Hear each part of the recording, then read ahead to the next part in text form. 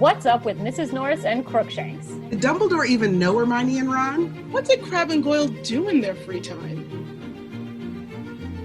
Welcome to the Pottership Podcast, where we chat about the beloved Potter characters and their relationships. We dissect, speculate, and outright laugh our way through headcanons. So, all aboard!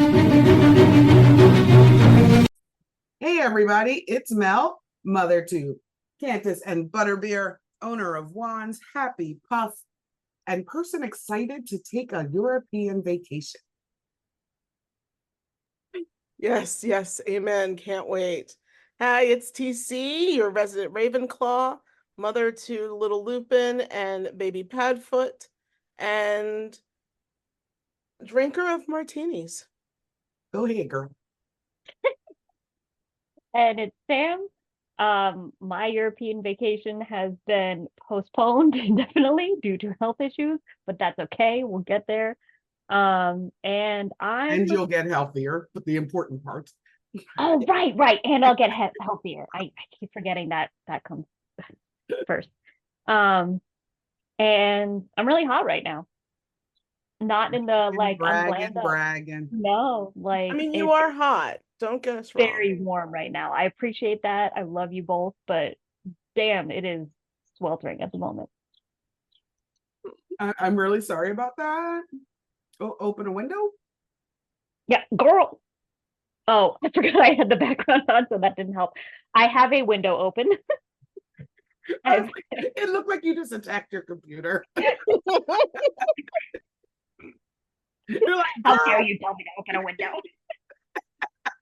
No, I tried to spin the phone so that you could see the giant open window that I am sitting by, but it's okay. I'm done complaining now. It's gonna be great.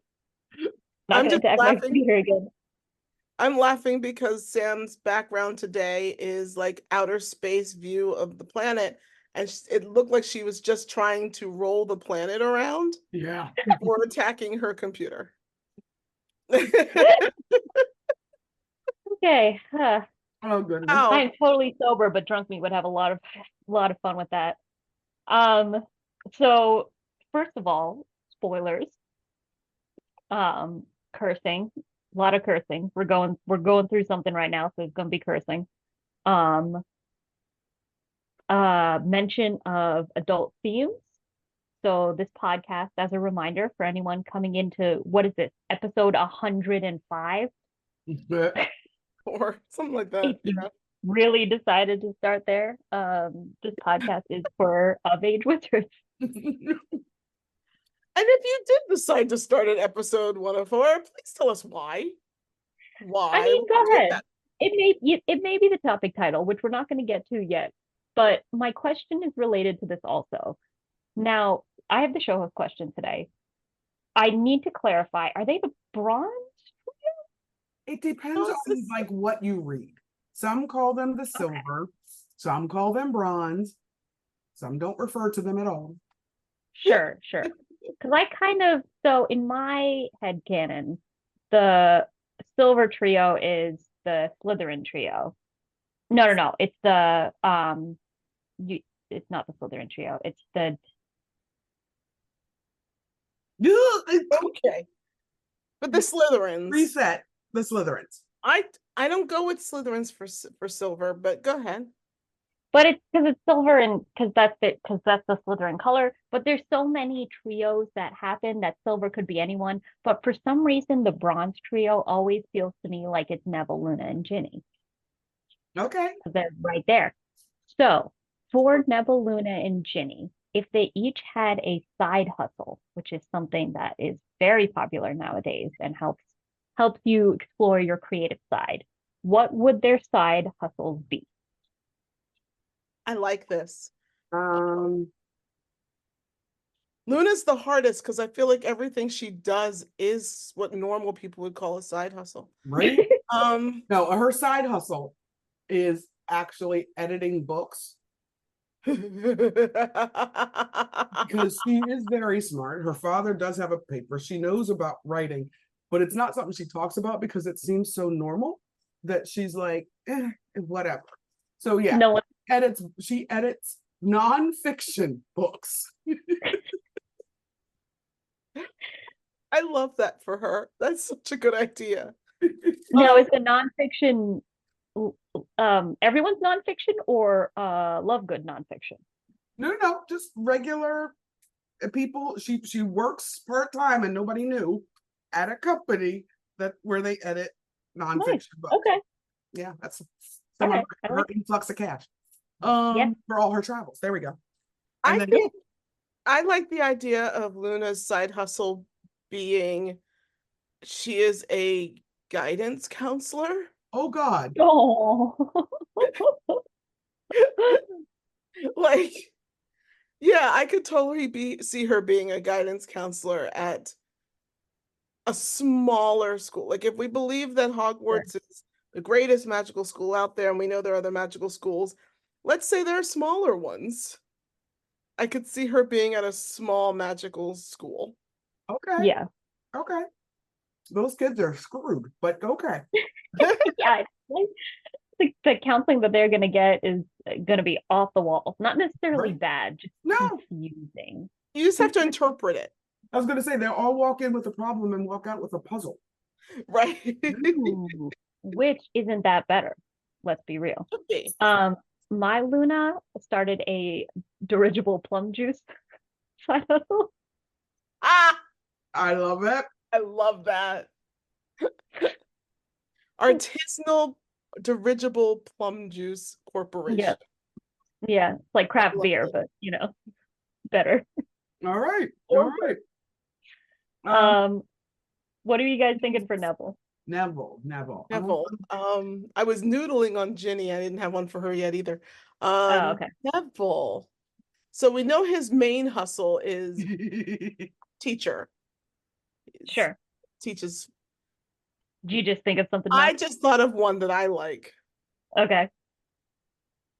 And I'm scared Mel and I have the same one. You gonna say Wanna it? go Or? first? Oh, I thought you were gonna go. I was gonna let you go first. Okay. I'm gonna go with stripper. I think he's an Whoa. exotic dancer by night, making real good money, but making up for all the years of not feeling confident in himself. He's now out there taking advantage of his newfound confidence and sex appeal. And his And we're stage definitely name? separating Matthew Lewis right, from right. Yes, because even Neville. Yeah. I imagine even grown up, like we all know those guys who in high school were like, ooh, and then you see them at your 15, 10, 20-year reunion, and you're like, oh. Yeah. Oh yeah. Blow ups happen. I'm just gonna So say his stage name is Snake Tamer. Anyway, yes, I had a very Tamer. different take on a very similar topic, which my God. was that on the weekends, he teaches sword fighting. Oh, I cute. love that. I I love that. Because post-war, he really got into wielding that sword and decided, Yeah. I'm good at it, apparently. Let's do it. Oh my God. Or he just went to a lot of Renaissance fairs. Right. Oh my gosh, now I That's want that to adorable. be his side hustle. I It's like a no, little head shop canon at Renaissance accepted. festivals, Because it's demonstrating also sword play. yes.